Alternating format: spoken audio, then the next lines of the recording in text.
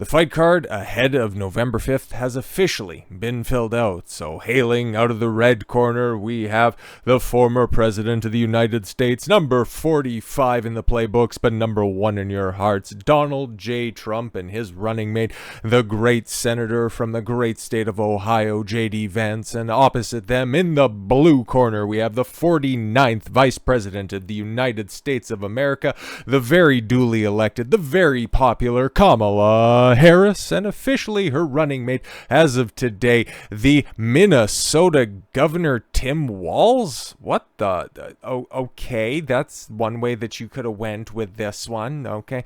Because there were a bunch of names that were getting thrown around out there, but this one, it's interesting.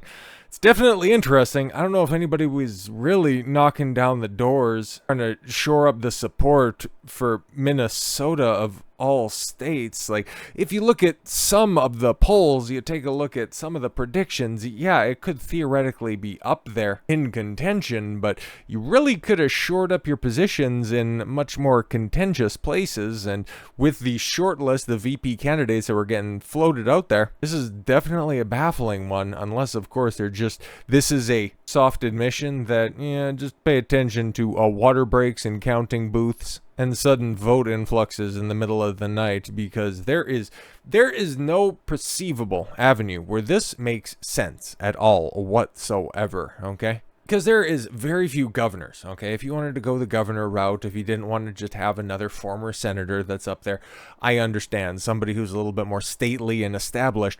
Why would you go to the guy who presided over the Summer of Love? Why would you do that to your ticket? And if you wanted to compare and contrast your guys' ticket as the youthful voice of America, spoilers, they're both the same age, and they're both 60. Kamala turned 60 on the 20th of October, so she'll be 60 by the election, and earlier this year, Tim Walz did as well, and he's looking a hell of a lot worse than her. So if they wanted to come across as the whole youthful alternative to the nearly 80-year-old Donald Trump, J.D. Vance has both of them beat by nigh on a decade. He's 20 years their junior. It's wild, man. This is a dumb decision. But let's see how stupid it is. Maybe it's just, like, there's some conspiracy theories out there, okay? That, Barack Obama's behind the scenes controlling Joe. We've heard this for a long time. And, Joe Biden, still being politically savvy, decided to give the old up yours to Barack out the door, endorsed Kamala, left them holding the bag. Maybe this is some 4D intergalactic backgammon where you're just going to try to purge all of the Kamala supporters, the far left progressives out of the party to usher in a new... It's just... All of that could be true. It could all be true. But it's much more obvious to me that outside of just a blatant theft in a couple of months' time, they're just burning candidates. Because I don't think there were any presidential aspirations for Tim Walz, and Kamala Harris, she's about as popular as a fire breaking out in the infant ward at St. Jude's Hospital. Like, I don't want to hear any more blackpilling going forward, because this right here, this is the dream ticket that Republicans should be salivating over, because there is so much ammunition. That political attacks, hell, they aren't even really attacks. It's just running back the resume of these hacks. It's the easiest slam dunk for a relatively moderate GOP ticket. It's crazy, man. Minnesota Governor Tim Walz became half of the most radical far-left ticket in history Tuesday when Democratic presidential nominee Kamala Harris announced the former teacher and National Guardsman as her running mate. And yeah, that's another thing. I don't have it pulled up or anything, but you can see in the box right there up at the top. Tim Walz. Republicans can now run it back the other way, like was levied at them in the early parts of the 2000s with the George W. Bush administration. Oh, he's a draft dodger. He was too busy doing nose candy to take his station seriously. Well, apparently Tim Walz couldn't even take the National Guard seriously. He was trying to find a way to get out the door on that before he got deployed to Iraq. It would have been Desert Storm, because this guy's just as old as the people that the Dems are complaining about. Like, it doesn't make any sense. Anyways, prior to winning the governorship in 2018, Walz expressed support for turning Minnesota into a sanctuary state, meaning he would support scaling back local police cooperation with federal immigration enforcement. Well, yeah, of course. My position on Minnesota becoming a sanctuary state boils down to who has the responsibility for enforcing immigration laws. What the blue hell does that even mean? Yeah, COVID-19 switching, the summer of love, we haven't even, brought that up at all whatsoever. Opposition to school choice, that's kind of a niche issue that won't play intensely well to the public. That's one of those things where I definitely support school choice, 1000%. It's just a topic that requires some elaboration when during a presidential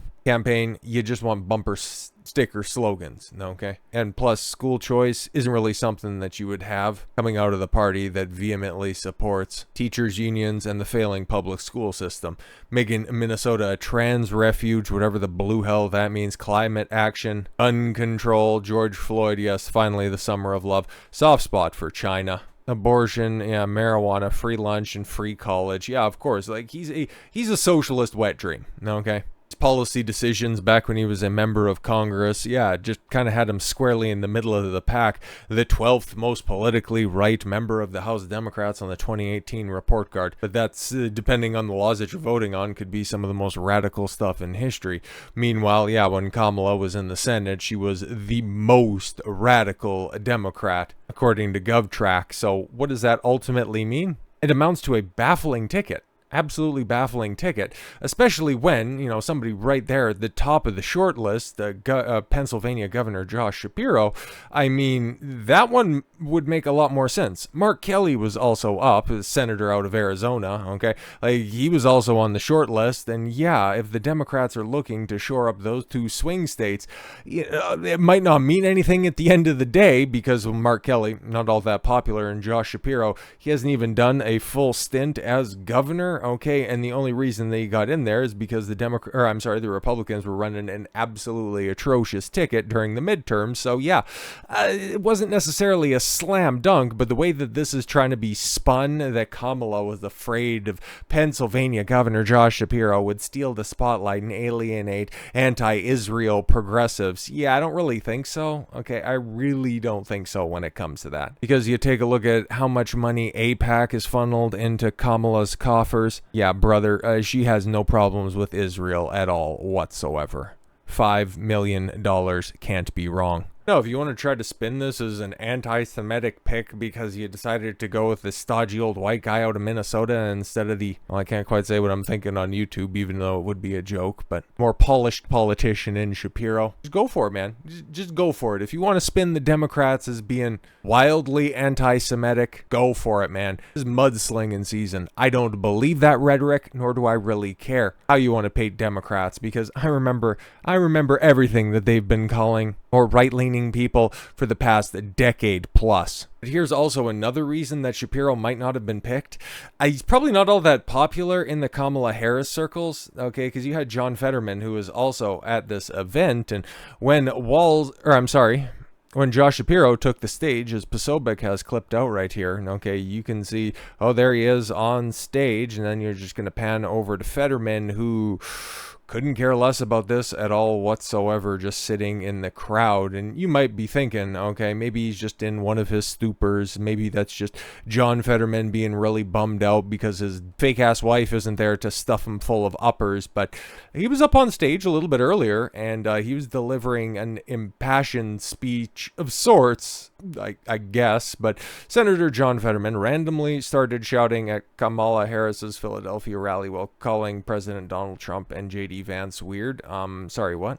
This election is about moving our country forward with Vice President Harris and Governor Walz.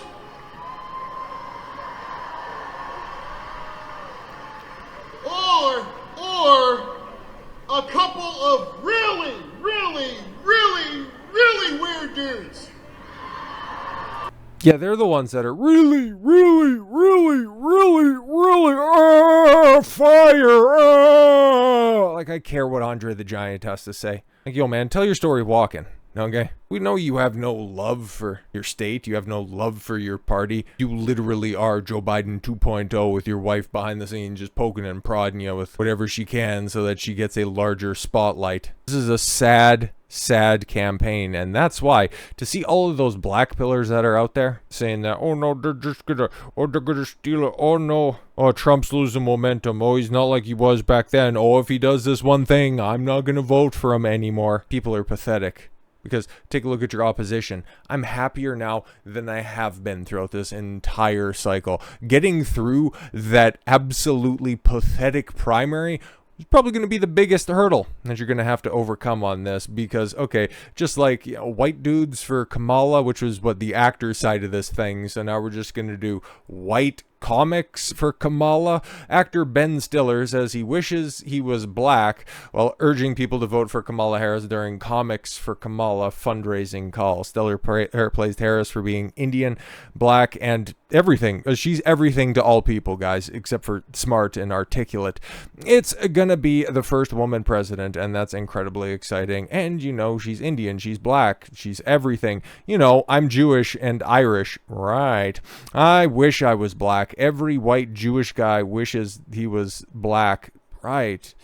Yeah, that's that's a weird thing to say, but hey, you know, that's who's out there. Okay, you know, you got Ben Stiller, who I won't run it back. I think some of his movies are fun. I thought back in the early 2000s he was vastly overblown as being the funniest guy that's out there. I chuckled at Dodgeball. You know, his bit part in Happy Gilmore as the orderly at the old folks home is absolutely hilarious. I go to Ben Stiller if I want to laugh at something, if I want a based take on why he's never going to apologize for Tropic Thunder.